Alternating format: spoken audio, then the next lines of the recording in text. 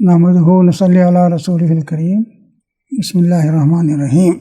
اس وقت قربانی سے متعلق بعض باتیں عرض کی جا رہی ہیں۔ رسول اللہ صلی اللہ علیہ وسلم سے صحابہ کرام نے دریافت کیا، ما ھذہ الاضاحی، یہ قربانی کیا چیز؟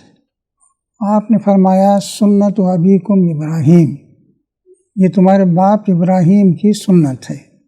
اس میں اس طرف اشارہ ہے، خواب دیکھا حضرت ابراہیم نے کہ وہ اپنے بیٹے حضرت اسماعیل کو ذبح کر رہے ہیں۔ وہ اس کے لیے تیار ہو گئے۔ جب ذبح کرنے کا وقت آیا تو اللہ تعالیٰ نے کہا بیٹے کی قربانی مقصود نہیں تھی، تمہارا امتحان مقصود تھا کہ اس قربانی کے لیے تم تیار ہوتے ہو یا نہیں، اور تم اس امتحان میں کامیاب ہو گئے۔ اب اس کی جگہ، بیٹے کی جگہ ایک مینڈے کی قربانی کر دو۔ چنانچہ ایک مینڈا اچھا سا بکرا آیا سامنے، اور حضرت ابراہیم علیہ السلام نے اس کی قربانی کر دی، اور یہی سنت مسلسل چلی آ رہی ہے۔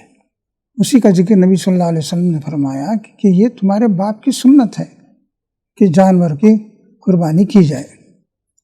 صحابہ کرام رضی اللہ عنہم نے دریافت کیا کہ ہمیں کیا ملے گا اس میں اگر ہم قربانی پر عمل کریں؟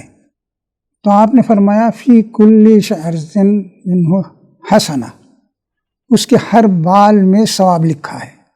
پھر فرمایا اس کے روئے روئے میں ثواب لکھا ہوا ہے۔ اس قدر ثواب کی یہ چیز ہے، یہ عمل ہے، اس کا تمہیں اہتمام کرنا چاہیے۔ خود رسول اللہ صلی اللہ علیہ وسلم نے اس پر عمل کیا۔ مدینے میں آپ 10 سال رہے، 10 سال بھی آپ قربانی کرتے رہے، 2 بکروں کی بھی آپ نے قربانی کی ہے۔ اسی کے ساتھ آپ نے امت کو ترغیب دی، امت سے کہا کہ تم بھی قربانی پر عمل کرو، اور بہت ہی تاکید کے ساتھ فرمایا۔ آپ نے کہا من وجد سعۃ فلم یضح فلا یقربن مصلانا، گنجائش ہو اس کے باوجود آدمی قربانی نہ کرے تو ہماری اس عیدگاہ میں نہ آئے۔ یہ بہت بڑی وعید تھی ان لوگوں کے لیے جو گنجائش ہونے کے باوجود قربانی نہ کر رہے ہوں۔ اسی وجہ سے کہا گیا ہے کہ جو صاحب نصاب ہے، گنجائش سے مراد صاحب نصاب آدمی ہو، جس پر زکوٰۃ فرض ہو جائے، جس پر زکوٰۃ فرض ہو جائے وہ گویا گنجائش اس کے اندر موجود ہے، تو کہا گیا کہ ایسے شخص پر قربانی واجب ہے، نہ کرے گا گنہگار ہوگا۔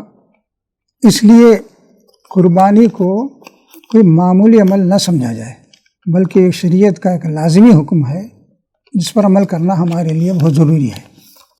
اس معاملے میں بعض لوگ یہ سمجھتے ہیں کہ قربانی کی جگہ غریبوں کی مدد اگر کر دی جائے تو وہ زیادہ مفید ہوگی، خاص طور پر موجودہ حالات میں۔ لیکن کسی حکم کا کوئی بدل ہم تجویز نہیں کر سکتے، یہ بات اچھی طرح ذہن میں رہنی چاہیے کہ نماز کا یہ بدل ہے، حج پہ اتنا پیسہ صرف ہوتا ہے اس کا یہ بدل ہے، روزے سے کام متاثر ہوتا ہے اس کا یہ بدل ہے، ہم تجویز نہیں کر سکتے۔ کسی کام کا کوئی بدل اگر تجویز کرے گا تو وہ اللہ میں کرے گا یا اللہ کا رسول کرے گا۔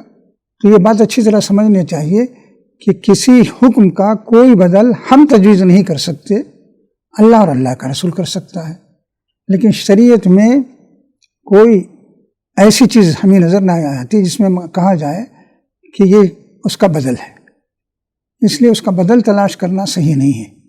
اس کی جگہ نبی صلی اللہ علیہ وسلم نے جگہ جگہ تاکید کی ہے، سمجھایا ہے، قربانی کا اہتمام کیا جائے، اور آپ نے فرمایا کہ ان دنوں میں، قربانی کی دنوں میں، قربانی سے بہتر کوئی عمل نہیں ہو سکتا۔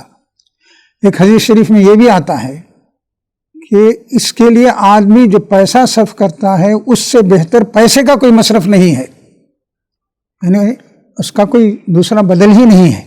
تو اس لیے یہ سوچنا کہ قربانی کا کوئی بدل ڈھونڈ لیا جائے یا کسی بھی عمل کا کوئی بدل ڈھونڈ لیا جائے، یہ ہمارے اختیار کی چیز نہیں ہے۔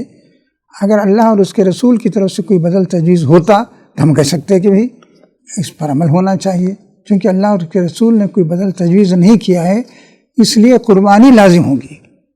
اب یہ بات کہ غریبوں اور نادار لوگوں کا کیا ہوگا، محتاجوں کا کیا ہوگا، ہمیں یہ بات اچھی طرح ذہن میں رکھنی چاہیے۔ غریبوں اور ناداروں اور محتاجوں کے لیے کی مدد کے لیے قرآن نے اور حدیث میں بہت زیادہ تاکید کی گئی ہے۔ نبی صلی اللہ علیہ وسلم نے فرمایا من لا یرحم الناس لا یرحمہ اللہ، جو آدمی انسانوں پر رحم نہیں کرتا اللہ اس پر بھی رحم نہیں کرتا۔